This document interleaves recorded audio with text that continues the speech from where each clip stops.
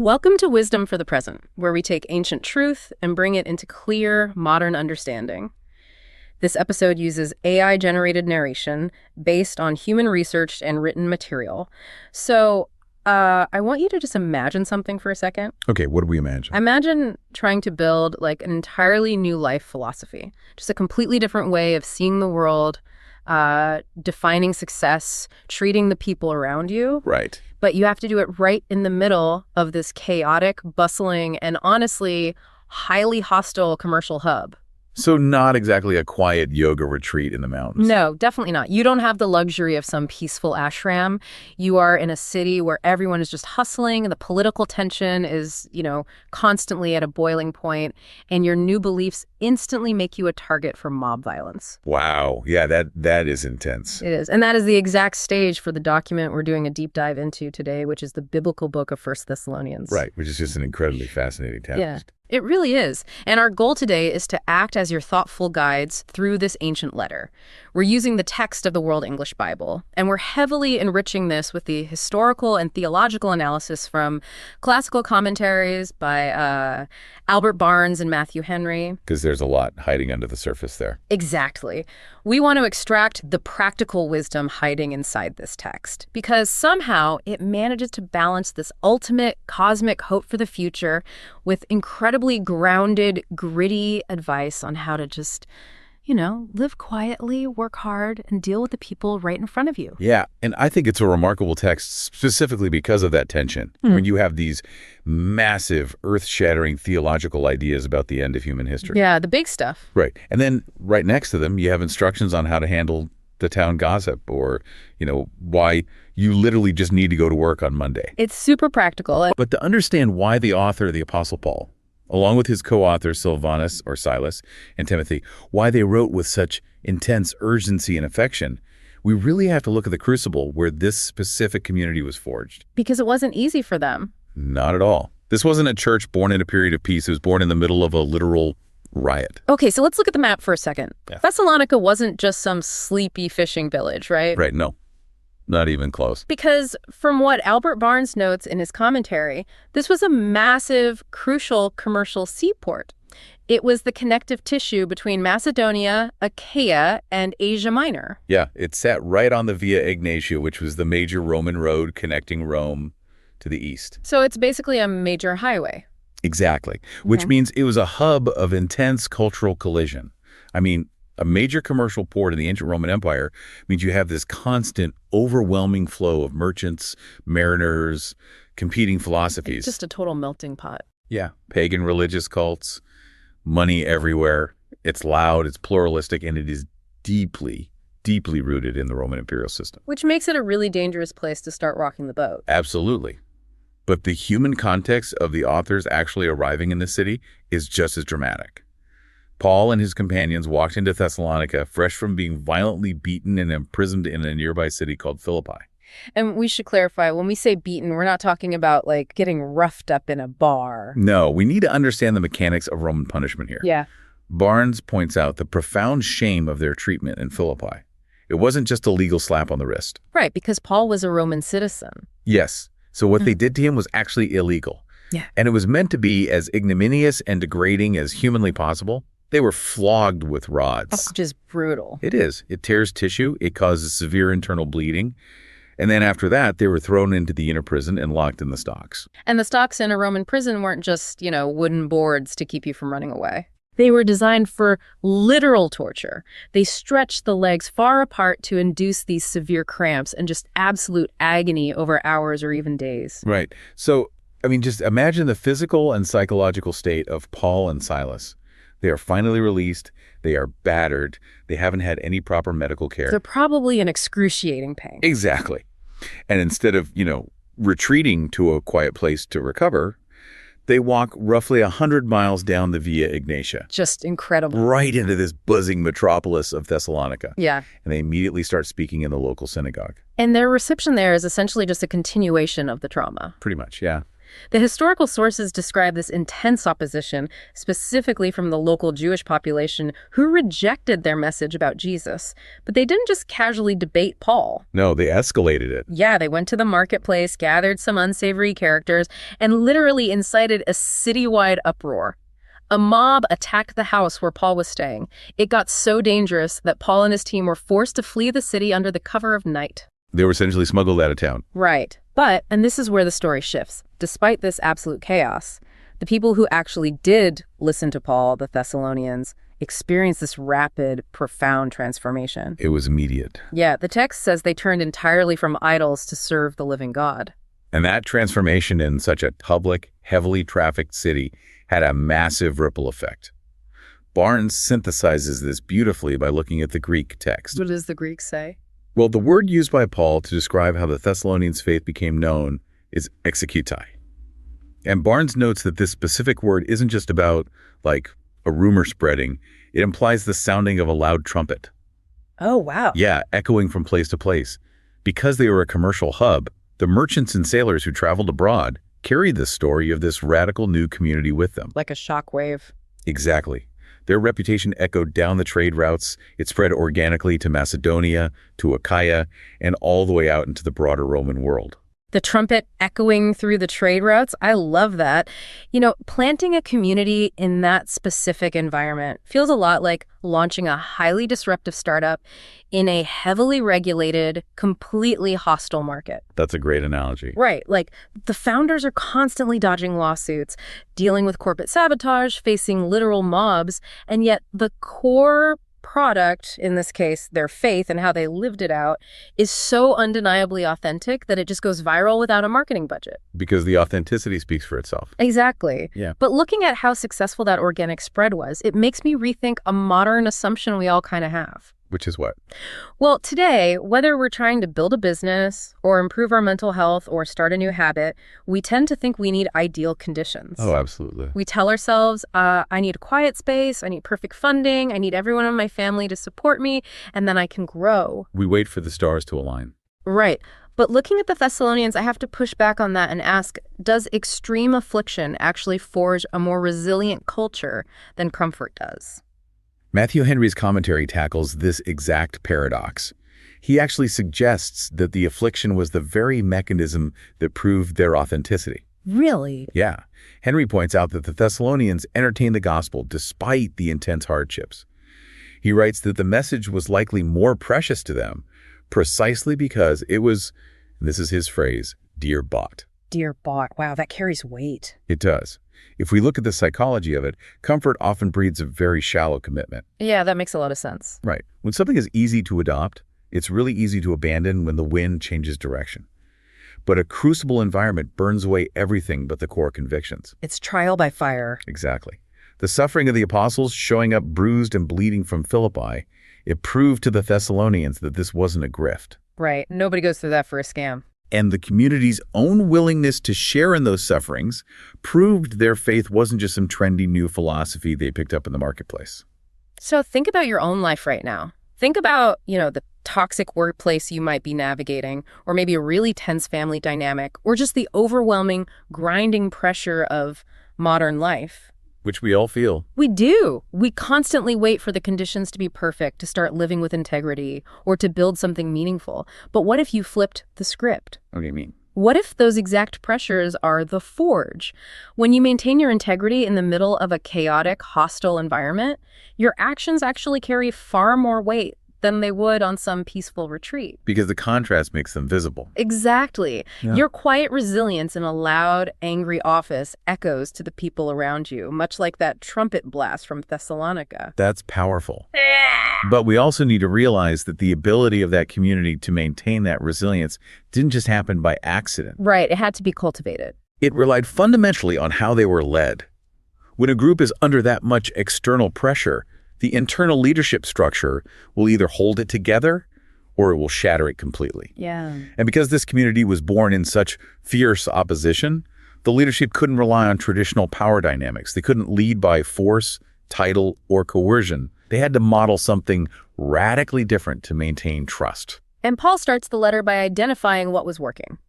He actually praises a specific triad of virtues in the Thessalonians. He mentions their work of faith, labor of love, and perseverance of hope. A really famous triad. Yeah. But right after validating them, he immediately defends his own track record as a leader, contrasting himself with the other figures of authority in that culture. And we really have to understand who Paul is comparing himself to here, because it's key. Give us the context. In the Greco-Roman world, the agora, the marketplace, it was just full of wandering philosophers. You had cynics, stoics, sophists, and honestly, many of them were essentially ancient grifters. Like ancient motivational speakers just trying to make a buck. Pretty much. They would arrive in a city, put on this great rhetorical show, gather a bunch of wealthy patrons, and extract as much money as possible before moving on to the next town. I see. Both Matthew Henry and Albert Barnes highlight how Paul explicitly distances himself from these tactics. Paul says he didn't use flattery. He wasn't trying to stroke their egos to manipulate them. Right. He didn't use a cloak of covetousness, meaning he wasn't hiding a secret profit motive behind this veil of spiritual enlightenment. And he didn't seek vainglory. He wasn't there to build a cult of personality. He goes out of his way to prove he wasn't just extracting value from them. Exactly. I mean, the text points out that he worked night and day so he wouldn't be a financial burden. And we know from other historical texts that Paul was a tent maker or a leather worker. Hard manual labor. Yeah. So he's spending his days doing exhausting physical work with his hands, probably with the scars from Philippi still healing on his back, just to fund his own mission. Which is incredible dedication. It is. But I think the most striking part of his leadership model isn't just the hard work. It's the metaphors he uses to describe his emotional posture toward these people. Yes, the family metaphors. Right. In a highly patriarchal, dominance-driven Roman culture, he doesn't describe himself as a conquering general or an untouchable CEO. He uses two incredibly intimate family metaphors. And they are radical for the time. Totally. First, he says he was gentle among them, like a nursing mother cherishing her own children. And second, he says he exhorted and comforted them as a father does his own children. Let's talk about that nursing mother metaphor, because it is a profound disruption of ancient authority structures. How so?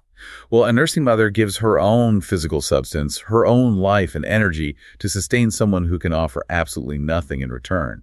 It is the ultimate picture of non-transactional love. Giving without expecting a return on investment. Exactly. And Paul takes this further, writing that he was so affectionately longing for them that he was pleased to impart not the good news only, but also our own souls. Yet, the Greek phrasing implies a willingness to literally pour out his own life force for their benefit. If we map this onto 21st century leadership, it is a total paradigm shift. Okay, wait, I have to push back on this a little bit. Sure. Because bringing that concept into the modern corporate world sounds like a disaster waiting to happen. You think so? Well, yeah. Yeah. We live in a hyper-competitive culture. The prevailing wisdom today is that you need strong boundaries, you need to protect your energy, and you have to project strength. Right. If a modern CEO or a mid-level manager tries to act like a vulnerable, self-sacrificing nursing mother, aren't they just going to get completely walked all over by ambitious subordinates or fired by the board for being too soft? The really common fear. How does a leader actually balance this soul-bearing gentleness with the real practical authority needed to keep an organization from just failing? It's a very fair critique, because our modern definition of gentleness often equates it with passivity or weakness. Exactly. But that's not what Paul is describing. And Matthew Henry provides a brilliant synthesis here. What does he say? Henry notes that Paul acted with the affection of a father, rather than just the authority of one. The gentleness wasn't a lack of standards. It was a highly intentional, deeply authentic strategy to win the human heart. Winning the heart instead of just demanding compliance. Yes. Henry writes, "This is the way to win people, rather than to rule with rigor." Think about the most effective leaders you've ever worked for. Okay. When a leader imparts their own soul, when they have actual skin in the game, when they are working the floor alongside the team, making tents night and day, so to speak, the authority they gain isn't just positional, it's moral authority. Positional versus moral, that's a big difference. It's huge. You trust them because their motives are transparently pure. You know, they aren't just extracting your labor to buy a nicer boat, right? They are genuinely invested in your flourishing. Yeah, that changes everything. And because Paul established that baseline of non-transactional love, the nursing mother, he earned the right to act as the exhorting father, Ah, so it's a two-part process. Exactly. When a leader with that much moral authority needs to correct course, give critical feedback, or demand a higher standard of work, the team accepts it. They don't rebel because the underlying love and commitment are unquestionable. Weakness gets walked all over. Sacrificial love builds unshakable loyalty. Beautifully said. That distinction between positional authority and moral authority is just everything. A boss tells you what to do from a corner office because his title says he can. A true leader earns the right to push you because they've bled in the trenches with you. Yeah. So take a second and evaluate your own sphere of influence today. Maybe you manage a team of 50 people. Maybe you are leading your family, or maybe it's just your dynamic within your friend group. Look at your posture. It's a tough mirror to look into. It really is. Are you merely managing people? Are you constantly calculating how to extract value from them to make your own life easier or your own status higher? Or are you willing to impart your own soul to them?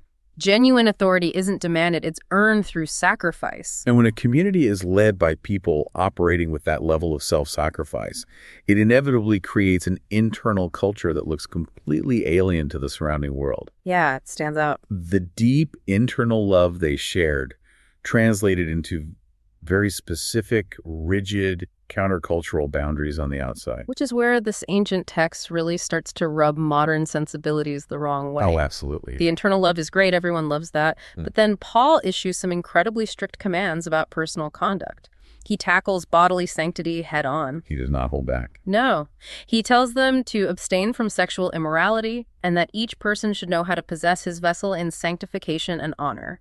And he explicitly contrasts this with the surrounding Gentiles, whom he describes as being driven by the passion of lust. And to understand why this was such a massive obstacle to growth for the early church, and why it remains an obstacle today, we really have to look at the historical reality Barnes outlines. What was the norm back then?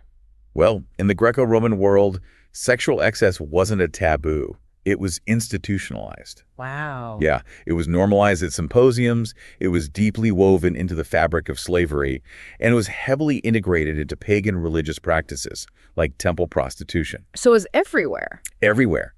And Christianity arrived in that specific environment and demanded a radical elevation of the human body. Which was totally foreign to them. Totally. The prevailing ancient philosophy, particularly among groups like the Gnostics and some Stoics, was that the physical body was either a useless meat sack or a prison, and only the spirit mattered. So the idea was what you do with your body doesn't affect your soul at all. Exactly. And Paul just destroyed that dichotomy. He calls the body a vessel of sanctification and honor. Barnes points out that this required a profound shift in how human beings view their own dignity. It elevates the physical self. Yes. It demanded severe self-mastery and a culture that literally worshipped indulgence. It declared that your physical body is sacred, not just a commodity to be used for cheap thrills. And he immediately pairs this strict personal ethic with another command that is equally, if not more, jarring for a modern listener. Oh, the quiet life command. Yes. He tells them, making your ambition to lead a quiet life, to do your own business, and to work with your hands. And the Greek text here is brilliant. The word translated as make it your ambition is philotimiomai. Philotimiomai, what does that mean exactly? It literally means to love honor, or as Barnes explains, to make it your point of honor. In the Roman world, ambition was usually about conquering, acquiring titles, and public glory. Being seen. Yes.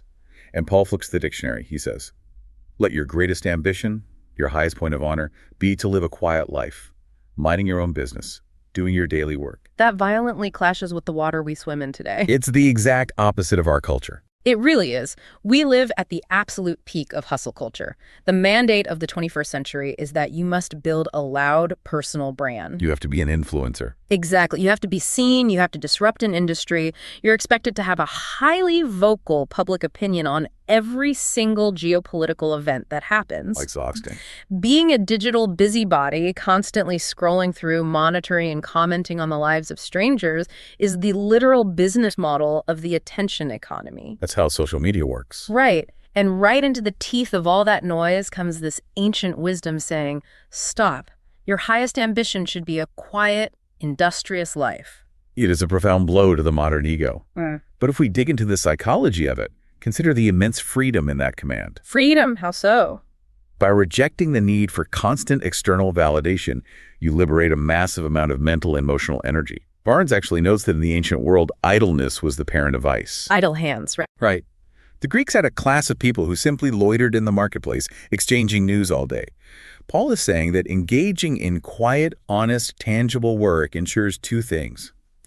You aren't a financial burden to others, and you actually produce value for society. Taking extreme ownership of your immediate sphere. Yes, exactly.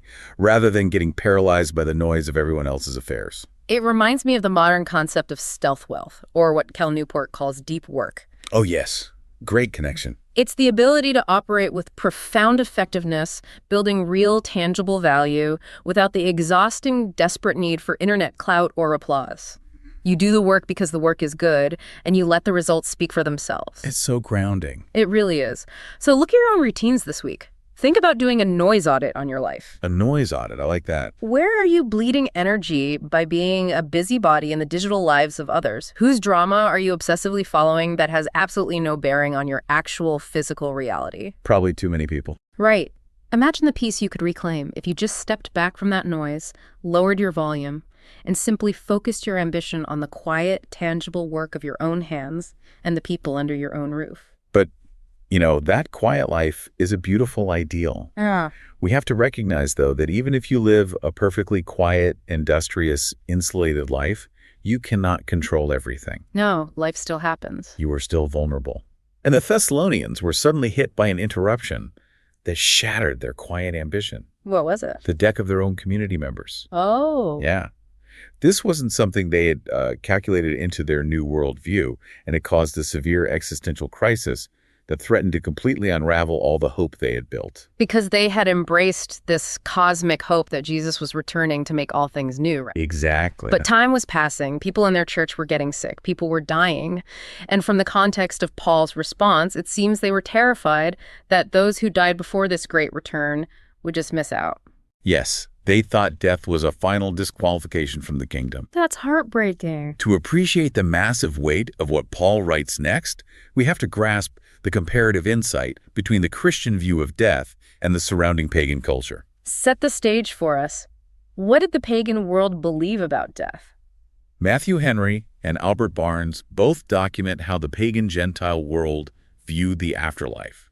And honestly, while there were some philosophical theories about the immortality of the soul, the general everyday view of death was overwhelmingly bleak. Like just nothingness. Pretty much. It was viewed either as complete annihilation, your existence was just snuffed out, or it was a descent into a gloomy, hopeless, shadowy underworld like Hades. Where you're just kind of a miserable ghost. Right. A ghost completely devoid of joy. You can actually see this in ancient Roman epitaphs on tombs. Really? What did they say? A very common Latin inscription was essentially, I was not, I was, I am not, I care not. Wow. That is dark. It is pure fatalism. When you buried someone in the Roman world, you buried your hopes with them. That is why the mourning rituals were so loud, extreme, and despairing. And Paul steps right into that despair with an incredibly famous passage. He does. He doesn't tell them not to cry, which is important, but he commands them to sorrow not, even as others which have no hope. He reframes death for the believer not as a final erasure, but as a sleep in Jesus. A temporary rest. Right. And then he outlines this stunning cinematic vision of the return of the king. He says the Lord will descend from heaven with a shout, with the voice of the archangel, and with the trump of God. The imagery is just wild. It is. And he assures them that the dead in Christ haven't missed out at all. In fact, they will rise first. Then those who are still alive will be caught up together with them in the clouds to meet the Lord in the air. And the imagery of that awakening is intensely powerful, particularly the Greek word used for the living being caught up. Which word is that? The word is harpazo. It implies being seized or snatched away by a sudden external force. So it's not a gentle floating away. No, it's not a slow, self-propelled floating into the sky. It's a sudden, powerful rescue by divine intervention. But there's another cultural layer here that makes it even richer. Oh, what is it? In the Roman Empire, there was a custom called the parousia. This was the official visit of an emperor or a high-ranking official to a city. Okay. When the emperor approached, the citizens wouldn't just sit and wait in their houses. They would go out of the city gates, meet him on the road, and then joyfully escort him back into the city in triumph. Wait, really? So they went out to bring him in? Exactly.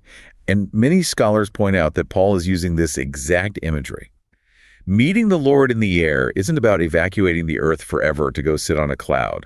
It's about acting as the welcoming committee for the returning king. Oh, wow. Yeah, escorting him as he comes to fully restore the earth. That drastically changes the tone of the passage. It's not an escape plan, it's a victory march. It really is. But I want to pause on this for a second, because over the last 150 years or so, this specific text has been turned into an absolute circus. Well, without a doubt. People have used it to write sci-fi novels, produce movies, and basically build massive theological industries, mapping out complex, speculative, prophetic timelines on whiteboards. And that is exactly where we must apply wisdom and severe discernment. Right. Albert Barnes explicitly warns his readers against using this text to fuel conspiracy theories or map out elaborate political kingdoms. Barnes notes that in this specific passage, there is no intimation of a personal reign on earth for a literal 1,000 years or the physical building of a magnificent earthly capital city. It doesn't say any of that here. No. The text simply says believers will meet the Lord, and so shall we ever be with the Lord. The majestic, explosive imagery of the shout, the archangel, and the trumpet isn't given to us to spark apocalyptic panic. Or to figure out the exact date of the end of the world. Exactly. Its primary driving purpose in this letter is pastoral comfort. Yes, it is meant to assure a group of weeping, terrified people of ultimate cosmic justice. It's to assure them that death does not have the final word and that they will experience an eternal physical reunion with the people they love. Let's talk about the emotional reality of that comfort, though. Paul says sorrow not as those without hope. But how does holding a view of ultimate cosmic justice actually change the tears we cry today? That's a profound question. Does it mean Christians are supposed to just put on a brave face and smile through a funeral? Because that sounds incredibly unhealthy. No, absolutely not. The text is very precise. It doesn't say do not sorrow. It says do not sorrow as those who have no hope. There's a big distinction there. Huge. Grief is a biological and emotional necessity. It is the natural human response to the severing of a bond. Even Jesus wept at the tomb of his friend Lazarus. Right. The difference Paul is highlighting is the underlying foundation of the grief. Think of it like this. It is the difference between mourning a friend who has moved to a distant country, who you know with absolute certainty you will see again. Okay. Yeah. Versus mourning someone who has been completely permanently erased from existence. Wow. Yeah. The pain of their absence right now is still intensely real and heavy. The tears are genuine, but the despair of finality is gone. The grief is bounded by the ironclad promise of ultimate reunion and restoration. So when you're facing the deep pain of loss, or even just the weight of existential dread that hits you in the quiet moments, take a second to visualize that final shout of restoration. Hold that image in your mind. It changes everything. The promise that all of human history ultimately resolves in justice, healing, and resurrection doesn't make the burden of grief magically disappear, but it completely changes how you carry it. You carry it toward a horizon of hope, not a cliff of despair. And believing in that specific horizon of hope naturally forces a massive pivot in how you behave in the present. Because it changes your timeline. Exactly. If the timeline of human history involves this sudden dramatic climax, you have to ask yourself, how does that future reality dictate my mindset today? If you know the final exam is coming, you don't go to sleep. Right. Paul shifts gears to explain the timing of all this. And he says that the day of the Lord comes entirely unannounced, like a thief in the night. Completely unexpected. Yeah. He paints this vivid picture of the world operating under the illusion of control, falsely proclaiming peace and safety, right before sudden destruction hits them like birth pains. The illusion of control is so prevalent. It is. But he tells the Thessalonians that they aren't in the dark. They are children of the light and children of the day. And because of that, they aren't supposed to sleep or be drunk like those of the night. They have to stay awake. They are commanded to remain awake, sober, and armed with the breastplate of faith and love and the helmet of the hope of salvation. To translate this into modern terms, we have to look past literal naps and literal alcohol. Right, it's a metaphor. Yes. In the 21st century, spiritual sleep and drunkenness take many forms. Spiritual intoxication looks like being entirely numbed by endless consumerism. Just buying stuff to feel better? Exactly. It looks like the hypnotic trance of doom scrolling for 4 hours on your couch. Yeah. It looks like moral apathy, where we simply stop caring about truth or virtue because paying attention is just too painful or requires too much effort. It's easier to just zone out. It is. And that cry of peace and safety is incredibly relevant today. In Paul's day, it was the Pax Romana, the illusion that the Roman Empire had conquered the world and instituted endless peace. What is it today? Today, it represents humanity's hubristic reliance on our own systems. It's the arrogant illusion that our technology, our algorithms, our financial wealth, or our political structures have made us completely invulnerable to tragedy or divine judgment. It reminds me of the psychological phenomenon of normalcy bias. Oh, yeah. It's the hubris right before the 2008 financial crash, where the brightest minds on Wall Street essentially said, we figured out the market, risk is mathematically eliminated, peace and safety. And then the floor fell out. Exactly. Or it's the sinking of the Titanic, trusting blindly in this massive, man-made, supposedly unsinkable system right before the ice hits. When you believe the ship is unsinkable, you don't bother checking where the lifeboats are. You get drunk on your own perceived safety. So being children of the day in our culture is kind of like being the designated driver at a chaotic, wildly out of control party. That is a perfect analogy. Right. Everyone else is intoxicated. They're losing their senses, ignoring the warning signs, and just living for the immediate thrill of the moment. But the designated driver stays hyper alert. They are clear-headed and protective. Because they know what's at stake. They know they have a responsibility that extends far beyond the immediate high of the party. They are awake. Yes, and staying awake in a culture trying to put you to sleep requires tremendous intention. The armor Paul mentions faith, love, and hope. These are active, defensive virtues. They protect the vital organs of your spiritual life. Break that down for us. Well, faith protects your mind from cynical rot. Love protects your heart from isolating selfishness. Hope protects your spirit from crushing despair. You have to actively put them on every single day to maintain that spiritual sobriety. Think about the worldly illusions of peace and safety you might be putting too much blind trust in right now.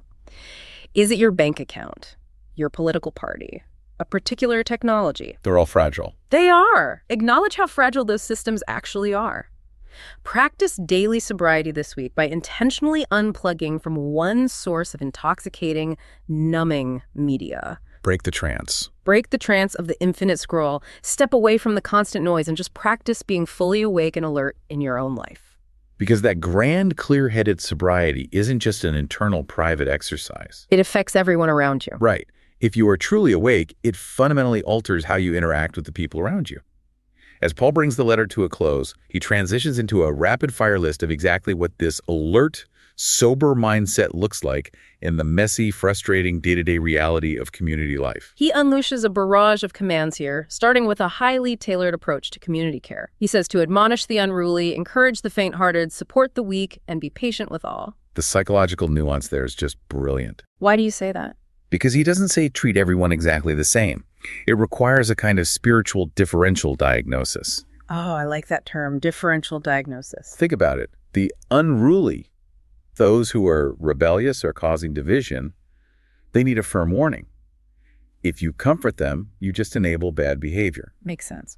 But the faint-hearted, those who are anxious or easily overwhelmed, they need encouragement. If you admonish them, you will crush them. You destroy them. Exactly. Yeah. And then those who literally lack the strength to stand on their own, they need actual structural support. You have to carry their burden for them. It requires profound empathy and emotional intelligence to know which person needs which response. Yes. And then, because we so often get it wrong, it requires the overarching command. Be patient with all. But then he moves from how we treat others to our internal posture. And honestly, he issues commands that sound almost completely detached from reality. Gail Dancy says, rejoice always, pray without ceasing. In everything, give thanks. Ah, yes, the impossible standards. Literally impossible. I have to be honest, I read pray without ceasing and I immediately push back. How is that functionally possible? It sounds exhausting. For someone listening right now who has a demanding 50-hour-a-week job, a toddler screaming in the background, and a mortgage payment they're stressed about, you cannot spend 24 hours a day on your knees with your eyes closed. It sounds like an impossible standard that just induces guilt. It absolutely induces guilt if you define prayer purely as a formal, isolated verbal activity where you fold your hands and close your eyes. Right. Which is how most of us define it. But Matthew Henry's commentary provides incredible clarity on this. He explains that praying without ceasing means maintaining a constant underlying frame of mind. It is a posture of perpetual receptivity and reliance on the divine. So it's a mindset, not just an action. Yes. Think of it like an operating system running in the background of your computer or your phone. You might be actively using the word processor or checking your email, that's your daily job, making dinner, paying bills. But the operating system is constantly running underneath it all, maintaining the connection to the network. That is a brilliant way to frame it. Praying without ceasing means your life is lived in a constant, open dialogue with God. It's an attitude of dependence. And Henry points out how these three commands, rejoicing, praying, and giving thanks, he says they mutually befriend one another. Mutually befriend one another. How? They create a psychological feedback loop. If you are in a constant posture of dependence, which is praying, you will more naturally recognize the good things being provided to you, which is giving thanks. Okay, see. And giving thanks inevitably alters your brain chemistry and leads to a lighter, more joyful spirit, which is rejoicing. They feed into each other continuously. That reframes it beautifully. It's not about ignoring your chaotic life. It's about bringing that chaos into the open connection of the operating system. But Paul doesn't stop there. He also addresses our intellectual life. He says, "Quench not the spirit, despise not prophecies, test all things, and hold firmly that which is good. Abstain from every form of evil." That phrase, test all things, is epistemologically monumental. That's a big word, epistemologically. It just means how we know what we know. Albert Barnes highlights this as definitive proof that Christianity, at its core, demands free inquiry. It's not just blind faith. No, it is not a religion of blind faith. It does not demand implicit, unquestioning obedience to human authority. It requires critical thinking. It requires the rigorous scrutiny of ideas. Question everything. Paul is telling them, don't just swallow every teaching, prophecy, or philosophy you hear. Put it to the test. Examine its evidence. Look at its fruits and compare it to the truth. And then only hold fast to what is proven good. It is a divine mandate against intellectual gullibility. And he ends this entire rapid-fire sequence with a sweeping, beautiful prayer for their complete sanctification. He prays that their whole spirit, soul, and body be preserved blameless at the coming of the Lord. And Barnes provides a fascinating deep dive into the Greek tripartite view of the human person used here. Tripartite meaning three parts. Right. Pneuma, which is spirit, Psyche, which is soul, and soma, which is body. Break those down for us. The soma is the physical vessel, right? The flesh and blood. Mm-hmm. The psyche, or soul, refers to the lower animal life, the vital instincts, the base emotions, and the appetites we share with other living creatures. Our biology, basically. Exactly. But the pneuma, the spirit, is the higher intellectual and moral nature. It is the seat of reason, conscience, and our capacity for the divine. So Paul covers all the bases. His prayer is completely comprehensive. He isn't just concerned with their minds or their bodies in isolation. He is praying that their physical actions, their emotional instincts, and their highest moral reasoning all be brought into perfect alignment, healed, and made holy. It's a holistic vision for total human flourishing. Which brings us to a challenge for you this week, based on that mandate for intellectual integrity. The Test All Things Challenge. Exactly. We live in an era of misinformation and algorithmic manipulation. Take the Test All Things Challenge. Take one deeply held opinion you have, or one piece of media you regularly consume without thinking. Like a favorite news channel, a popular podcast? Or a specific influencer. And rigorously test it. Don't just passively absorb it. Examine it for truth, for goodness, and for hidden motives. Put it under the microscope before you allow it to influence your spirit. Exercise that critical thinking muscle. It's a necessary practice if we're going to remain awake in a world that profits from keeping us asleep. It really is. Looking back over the massive arc of this text, we have traversed incredible terrain. We started in a chaotic, persecuted, noisy port city with a group of people under intense physical and social pressure. A literal riot. Yeah. And we moved all the way to the promise of an eternal cosmic horizon where human history culminates in a restorative shout from heaven. The bridge between those two extremes, the gritty, painful reality of the present and the glorious promise of the future, is found in incredibly grounded, mundane actions. Like doing your laundry and going to work. Yes. It's found in refusing to manipulate people. It's found in doing your own business, Yeah. working with your own hands, providing structural support for the weak person next to you, and rigorously testing the ideas you let into your mind. It proves that holding a massive eternal perspective doesn't disconnect you from the present world. It doesn't make you so heavenly minded that you are of no earthly good. Right. It actually gives you the clarity, the sobriety, and the gravity to live in the present world with profound, unshakable purpose. It changes everything. And that leads to a final, provocative thought for you to mull over as you go about your day. If you truly deeply believe that all of human history is accelerating toward a sudden, glorious, and ultimate restoration, how would that radically shift the value you place on your quiet, unseen, everyday actions today? what if the most eternal, significant thing you can possibly do today isn't to build a massive empire, launch a viral brand, or make a loud noise on the internet? But simply to live a quiet life of honest work and profound, non-transactional love. It changes the metric of human success completely. That's the heart of this section. This is Wisdom for the Present, where understanding leads to clarity, and clarity shapes how we see and live. We'll see you in the next episode.